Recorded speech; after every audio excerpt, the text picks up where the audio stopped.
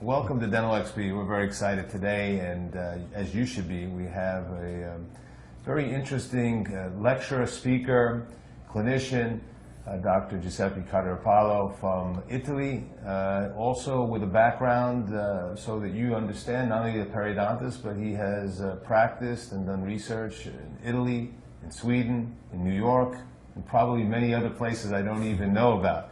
He has worked with some of the leading clinicians and researchers around the world in periodontics, and right now maybe he's doing some of the most cutting-edge information and research on not only regenerative dentistry, but also in particular management of the extraction site and some of the remodeling and bone changes that occur after extraction of teeth, in particular, and how they respond to implant placement. Dr. Giuseppe Caterpillo, thank you for being with us. Nice to be here. Thank you for the invitation. It's very, very nice to have you. And I know that you are going to have some presentations on the site that are going to describe some of at least little pieces of the information that we just discussed.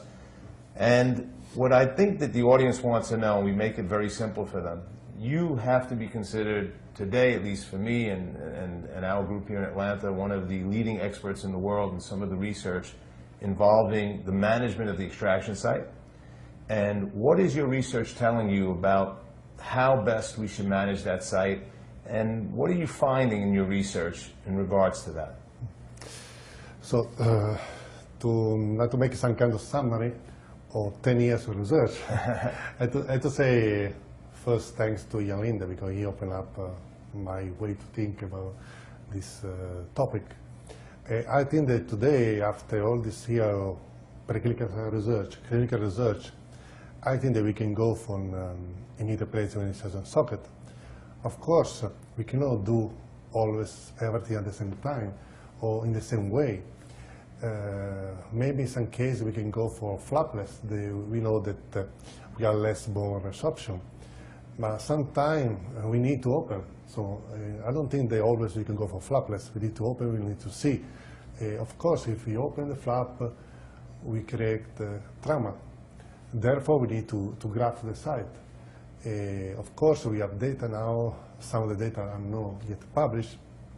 We start to have some data that show that if we place the implant, we open the flap, we place the implant at the same time, we graft the site, we can have a less bone resorption.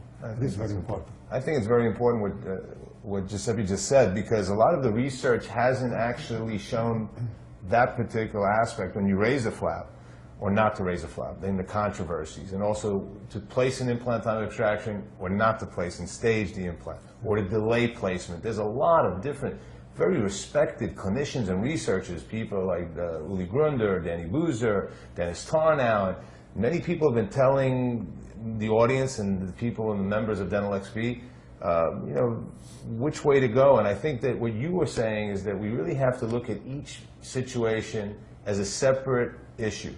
What's the situation? What is the bone? What is the tissue like?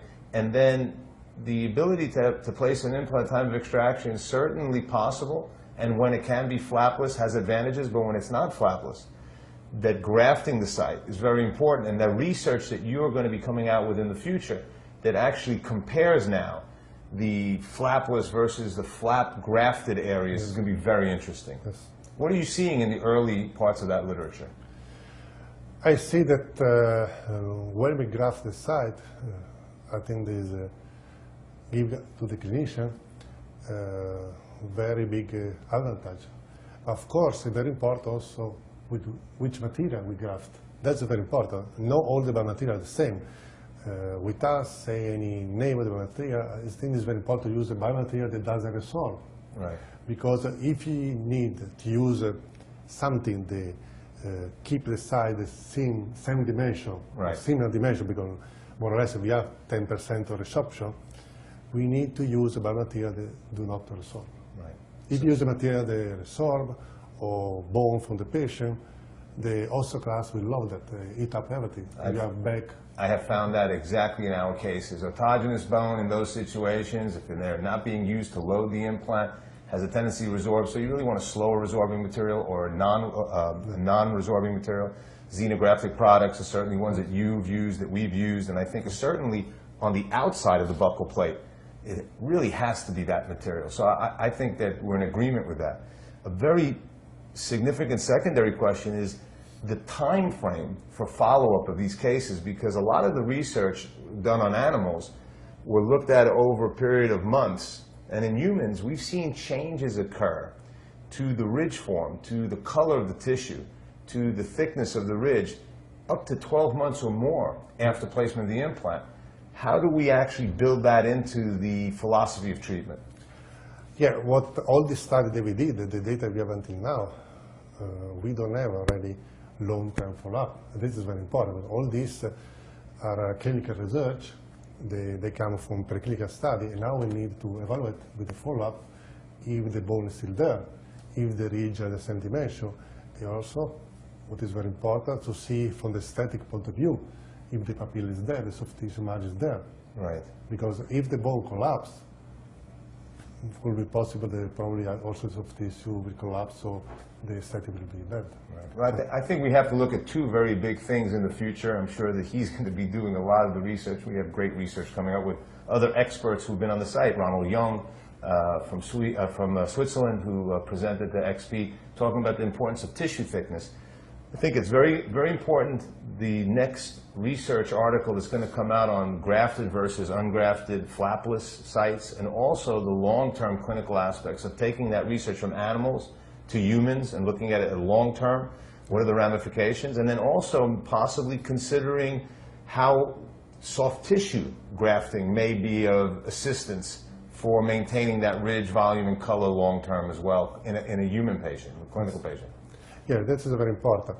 Yeah, I think the next step we must do, actually I'm running now a clinical study when we have different bile type. This is very important when you have thin compared to thick bile type. So that is very important because that are the severe cases that we need to treat. And usually on the frontary. Right. Most people talk about thick and thin, but the research has rarely separated them. Yeah. And is it possible to do it in animals, to do that kind of study? It really has to be humans. Yeah, I think it's not easy to do in animal, but maybe it will be possible. In animal, it's easy to do thin bile type. Right. Because the majority, It's thin, but it's hard to find thin and thick. thick is not so easy. Not so easy. Well, you're in for a treat because he's done a beautiful job putting together a few presentations for the XP site where it will highlight regenerative therapy and looking at the utilization of bioactive modifiers, and also some of the research we just discussed, I think is very exciting and controversial, about immediate implant placement, whether to do it staged, delayed, or immediate, and what we can expect to occur in the extraction site. We know more today because of people like Jan Lindy, and for people like Giuseppe really have done outstanding research. And we're glad to have him in Atlanta today on the Dental XP site for you, and we look forward to more and more opportunities to work closely with you. Thank you very much. Welcome.